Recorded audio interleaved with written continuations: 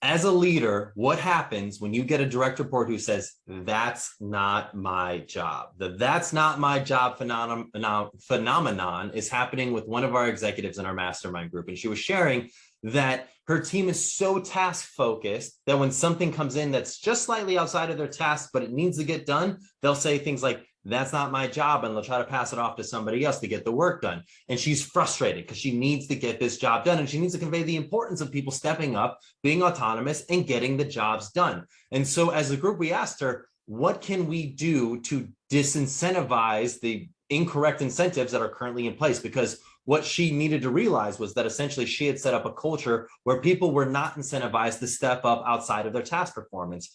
Essentially what was going on was that if you were assigned to do this specific task, you did that task. But if anything came outside of that, people were seen, if they even attempted to take on that assignment, if they succeeded, they got very little praise, very little economic reward for doing that. And if they failed, there was a lot of rebuke. So it was only risk, no reward for actually stepping up and taking on projects outside of their zone. So for her, she actually had to do a major overhaul to go about incentivizing the right activities and not hurting people, not rebuking people if they end up failing in their attempt to try to do the right action.